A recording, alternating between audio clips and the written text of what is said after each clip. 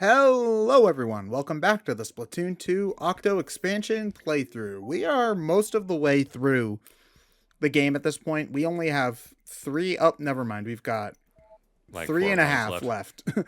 Freakazoid. This is Freakazoid Station. Runs around in underwear. Freakazoid. Freakazoid. All right, I am going to say that at this point in the playthrough, the novelty of the game's aesthetic is starting to wear off just a little bit.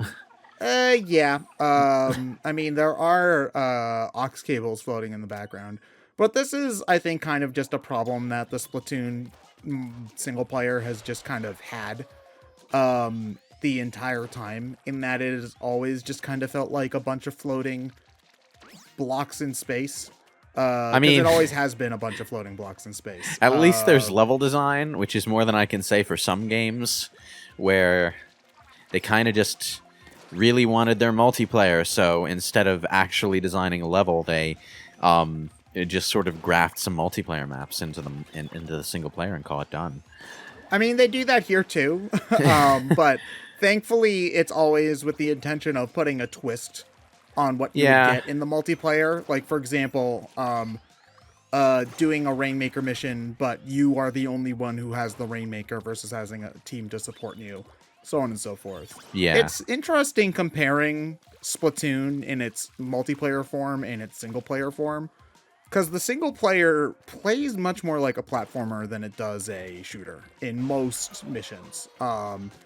And obviously, like, the game feels a lot like a shooter when you're playing it multiplayer, because it is a shooter. Not that movement isn't important, but it stops feeling like as much of a platformer when you do that. Because of the way it works, I am kind of interested in that if 3 will do something more, as the term goes, boomer shootery with, like, now that Doom and Wolfenstein are popular, it's like Splatoon could easily do something like that with your movement options that you have. Oh yeah. What do you mean by boomer shooter exactly? It's an old person shooter from like the late 80s and 90s. Oh, okay.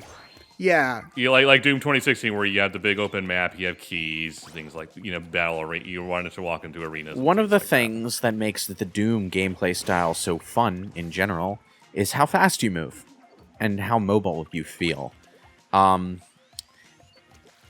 It's easier to pull off mobility options in third person than it is to do it in first person. For example, Mass Effect Andromeda, for all of its warts, gave you a very mobile character to play around with, especially if you added Vanguard skills to it and you were zipping around with Biotic Charge. But, like, you add that kind of thing to a game like Splatoon, and you've got a lot that you can do in terms of player movement here. Yeah, well, Splatoon already is a game about movement and mobility as well. Like, you move fairly quickly. You can... It's kind of a puzzle to try to figure out one step ahead how you're going to traverse the environment if you're doing it quickly. Like, especially, this is more pronounced when you're playing multiplayer, obviously, but if you're trying to chase a guy and they are, say, up the wall, you have to think, I need to get up the wall, so you then have to think, before you're going to move, I have to shoot the wall to get it to be my color so I can climb up and then shoot the guy on top. Right. So movement is a very big thing in Splatoon.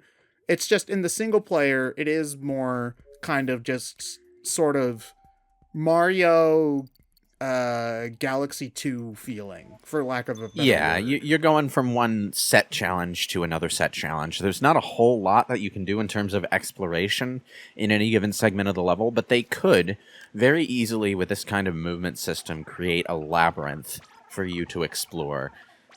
Like, Yeah. they could even be cheeky with it and sell the campaign as like a Splatoon action RPG kind of situation, and it would literally just be Doom with maybe a few skill unlocks here and there, and Yeah, paint guns. So the multiplayer trailer that we saw for Splatoon 3 had very little single player footage in it. We saw like the first 10 seconds where you choose your character customization and a couple of seconds of the character running around. But that trailer did show like them above ground, like in a desert, which does imply that the single player will be a more open affair than Splatoon 1 and 2, where they were very linear effectively hallway shooters. Yeah. So I would be very interested for them to try it because like Splatoon 1 and 2 are really fun, and I love the Octo expansion as well. But I do think that the Octo expansion is about As good as you're gonna get in this kind of style, I think. Yeah, I mean, obviously I would be okay if they did another DLC campaign like this for Splatoon 3. I would be perfectly happy with that, but I don't think that you're going to do a lot new with this kind of style. Like, the only things that you're going to do new with it are depend on the environment that you're doing. Well, like, or the weapons that you have. You're not going to change the structure in any significant way. They don't necessarily need to be open so much as explorative. There is a difference. Like when I bring up Doom, when I talk about labyrinths, I'm talking about contained levels that offer you different directions to go, and you don't always necessarily know which direction is the way you should be going. It would be cool, considering that Splatoon is about map coverage, if they found a way to make that be part of exploring an open or a labyrinthine kind of area. Implement a player established fast travel system where like you have a certain paint tool that you can use to zip from one end of the level to the other. You can use it as a fast retreat out of a dangerous situation, or just a way to establish fast travel through a multi-directional labyrinth with different objectives that you need to complete in different places. And you see, I'm kind of imagining, let's say there's 3 hallways and you go through hallway 1 first. And then as you come back through hallway 1, like suddenly there are new enemies in there and they've painted over what you already have. So you now have to go through the level effectively backwards and redo it, like that kind of thing. But maybe thinking would be cool. But maybe you thought to establish that fast travel earlier in the level, and as a result, you have a way to sneak past that. You know, I'm sure that if they did something with unlockable weapons as well, like you beat this boss and you unlock the roller or whatever. I'm sure that a Splatoon Metroidvania could be possible. I don't know how good it would be, because not every game needs to be a Metroidvania, as Kirby and the Amazing Mirror has taught us. But it certainly I would certainly be interested to see what it would look like, for sure. Well, I mean, there's Metroidvania design. Yes, that's one way to go. But not everything explorative needs to mimic Metroidvania principles. Yes, exactly. I am glad that we are seeing more of them come up, just because it felt like throughout the 2010s we just didn't get a lot of Metroidvanias for whatever reason. But it's an easy indie scene thing to do. I hate using the term easy, but compared to big elaborate 3D stuff, making a 2D Metroid, I would say less expensive as opposed to easy. Because I get what you're saying. It's a much more feasible project for a small team to do than other projects. Oh yeah, you came very, very close to knocking that ball off the edge. Yeah. I mean, honestly, I think that they do make it very interesting and tense with a lot of these ball rolling missions. Like this specific part right here is a little like, tiptoe the ball over and isn't the most fun, but a lot of them, there is a lot of tension. Like earlier in the level, there were a couple of cool parts with this, and it makes it kind of an escort mission that doesn't have a lot of the pitfalls that a lot of other escort missions have. Namely, escort mission AI is usually the big problem. Get into the dumpster, 8-ball. Yeah, exactly. Like, this part's fun. Oh yeah, where you bounce it on the walls and have it kill everything. Yeah, that's great. Yeah. Like, you bring up Resident Evil 4, but like, I literally just had Ashley hide in the dumpster every single time, and just killed everybody, and then walk back and that's what you're supposed to do. Yes. Yeah, and I mean, I guess it is sort of. I mean, it's when you have Ashley in the dumpster, it's just another shootout location, which is plenty fun. But get in there with the rest of the waifus, Ashley. Do you ever have to stick anyone in a dumpster in Resident Evil 8? No, thankfully. You're by yourself the entire time in 8. Yeah, the only time you're accompanied by a character is during a scripted sequence.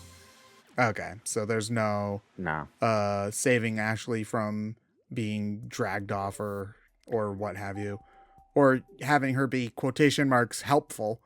That does lead to an interesting visual where Ethan saves Rose for a brief second and then just puts her in the dumpster while he fights off some enemies. Rose, I finally found you. Get in. Yeah. Okay, you see, I haven't seen it yet, but I'm trying to keep an eye out for the sticker on the wall that has that like upside down hand symbol that the youngsters try to get me with, but I don't understand what it means. Well, the other question is, does this game have the cool S? I'm not sure because I'm not Man, hip with the kids. now that we're talking about like Ted, you know what cool S is? You know, the three oh, lines cool of top S. three lines. Cool sorry, S. I believe it does at some point. Now that we're talking about explorative shooters, my imagination has done a little mix and match, and now I'm imagining the original trailers for Prey 2, but with Splatoon characters. And that just, like, that would be amazing, but it's also that kind of thing that's never going to happen. Or the first trailer for Doom Eternal, where it's King Novak, whatever his voice, where he's like, "They will fear you," and it's just whoomy. Well, do you guys know what Prey 2 was supposed to be like? Vaguely, yes. Yeah. I don't. For some reason, I'm thinking of Rage instead of Prey. I don't know why. No. Totally different companies. I'm Totally pretty sure. different games. Yeah. Yeah, like the first Prey was, a standard enough shooter. Some cool game design in there, cool abilities, that sort of thing. Prey 2 was this highly ambitious space bounty hunter game where you had a really open, non-linear environment, and you had to actually do bounty hunter things as you traversed it to kill or capture your marks. And the mobility options and the exploration options that they had they looked frankly mind-blowing, but unfortunately we never got that game. So we did end up getting a Prey game in 2017. Yeah, but I'm sure that but was nowhere close to what you were thinking of. It's just a System Shock sort of spiritual successor that's using the Prey name for brand recognition. Why they were using the Prey name for brand recognition, I don't know, because, I don't... Ooh, ow. Yeah. I don't think many people remembered the Prey franchise at that point in time. It was so my brief research. It was a name that Bethesda owned, I guess. Oh yeah, is probably what happened. There are games all the time that get like their properties shifted or whatever, just depending on what they own. Yeah. One example I can think of is Captain Toad was originally going to be a Zelda game, but Nintendo didn't understand what they were trying to show them. They thought that the prototype that they were shown was like a pitch for some sort of Zelda like toy line or something like that, and they're like, no, it's a video game. And they're like, we don't want Zelda to be like this, but you could make it a Mario game if you want. And they were like, oh, okay, I guess. And so they put it into 3D World and then eventually made it its own game. Another thing they do is Splatoon was supposed to be a Mario game. Yeah, sort of. So there's a really good video about the development of the original Splatoon by Beta64, which I recommend you check out if you haven't already. God damn it. But basically, they made the Splatoon demo. Everybody really liked it. And development of the mechanics went smoothly, but they couldn't get a look for the game that would work. They tried rabbits for the characters, and they were like, but why are rabbits swimming under the ink? And so they made a cape that they would hide in, and it's like, but this just doesn't make sense. And so at one point they went to Miyamoto for advice, and Miyamoto was like, I don't fucking know, but if you can't think of anything, just make it a Mario game. And the team was like, I really don't want to do that. And so eventually at one point somebody was like, we're shooting ink. Squids have ink. Sure. And then it took some time after that, but then they did eventually do it. I'm actually surprised to learn that they worked backwards from ink to squids and octopuses. But the original prototype is just these blocks with noses shooting colors on the ground. And so at one point they were like, do we just make them tofu blocks? And they were like, we can't make them tofu blocks. But yeah, they must have, I don't know if they called it ink or paint to begin with. Like, I don't remember, but they just somehow came to the conclusion that squids shoot ink. That's kind of like what we're doing. Sure. But yeah, I wouldn't have expected that either. I would have expected that the aesthetic came first and then the gameplay, but it was the other way around. It seems like the sort of thing that would be a logical connection in someone's brain. But okay, interesting. Yeah, it just goes to show that when you're doing this sort of thing, it really is sometimes hard to see the forest for the trees. It's also because, like, in modern game design, a lot of times the character comes first and the game comes second. So I guess I expected this game to be another case of that. But, guess not.